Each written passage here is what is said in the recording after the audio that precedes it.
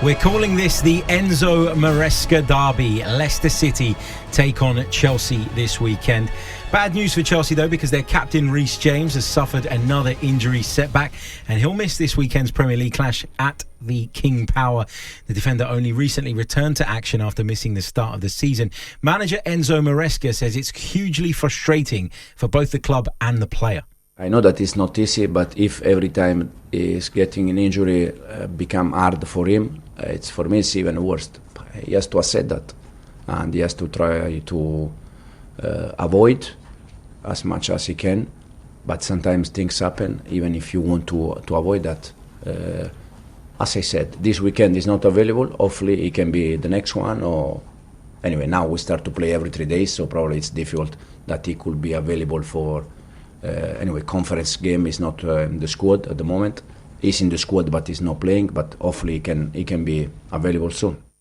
This is going to be an interesting game, I think. They are favourites, clear favourites, Chelsea, given where they are in the league in comparison to Leicester City. But there's so many other narratives to this, right? Enzo Maresca did this wonderful job at Leicester, got them promoted. But there was a period last season where there was a bit of a wobble, I think, from some of the Leicester fans who felt that their team were dropping off a little bit and in danger of slipping away from that automatic promotion spot. Maresca turns up at Chelsea, does brilliantly from the outset and puts them in contention for a Champions League place, which I think you'll agree is where Chelsea should be. Yeah. But then you've got this Reece James stuff, and it's impossible for us to gloss over this because I don't care how talented you tell me he is. I don't care how much you tell me that you love him and you feel like he's a part of Chelsea's heritage and all the rest of it.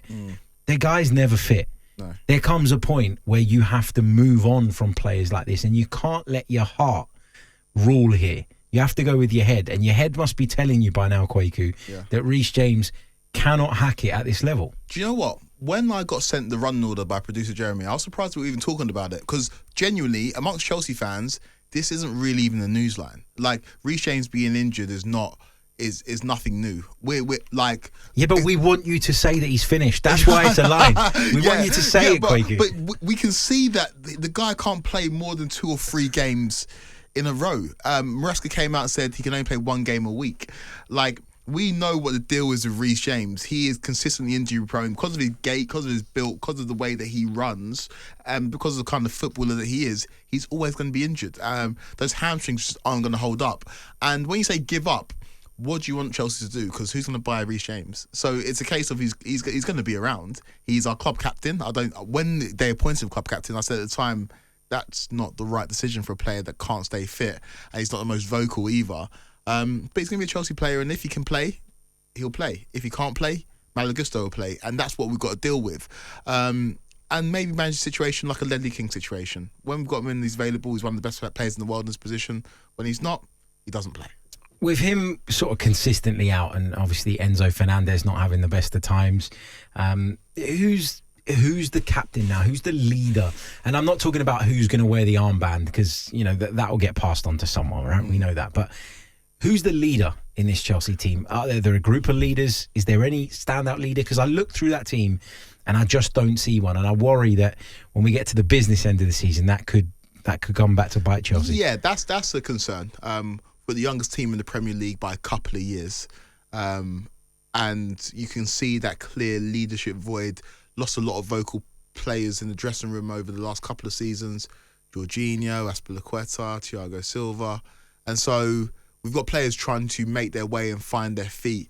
And hopefully a leader emerges, or hopefully bring one in. I've always said that for Chelsea to get to the level they need to get to, need a new goalkeeper and need another centre-back as well.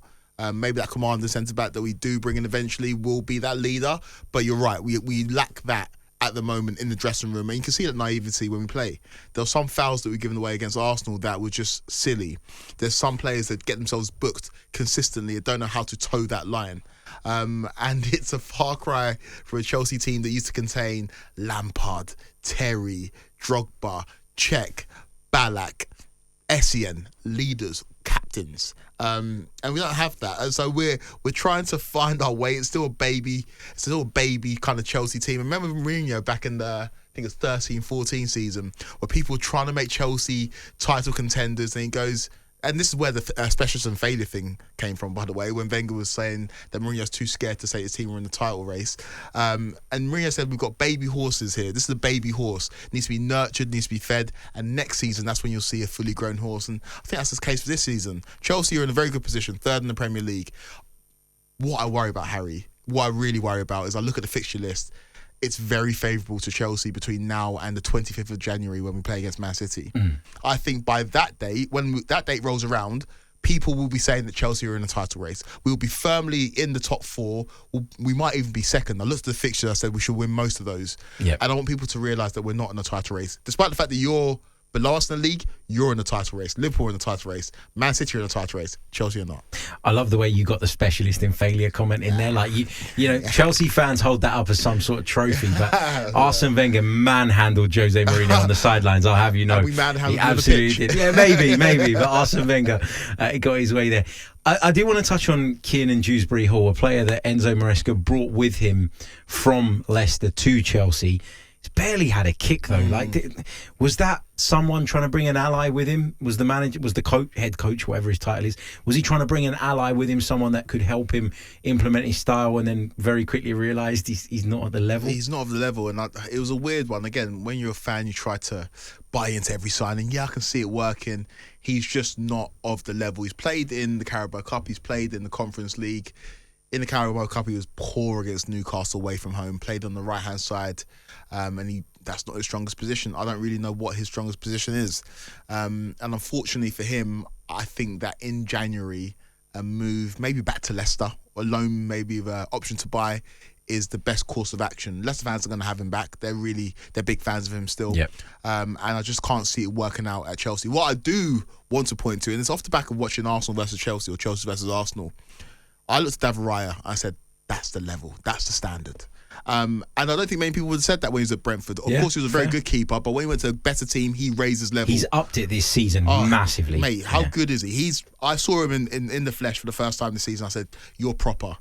I look at Hermansen, the Leicester goalkeeper, who Maresca had last season in the Championship, was one of the best keepers in the Championship, not just in terms of with the ball at his feet, which we know he's really strong at, but shot saving as well. This season he's carried it through to the Premier League. I think he's one of these keepers similar to Raya that can take that step up, and I'm so surprised that Chelsea didn't go for him in the summer, but I'm watching him very carefully. Obviously, I hope they ship a lot of goals, but I'm watching to see his performances, because against you lot, he was absolutely amazing. So what do you make of him as a goalkeeper? Yeah, I really, I don't want to say enjoyed his performance when we played him because it was against Arsenal, but I was really impressed with him, and I remember coming away from that game and saying, he looks quite the keeper. Like, he looks really, really solid, really strong, really good.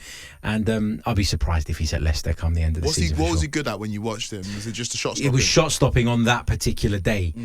He took a couple of risks with the ball at his feet, but we know that, we ask keepers nowadays to do that, and there is going to be an associated risk with that. So I didn't read into that too much, but some of his shot stopping was outstanding that day.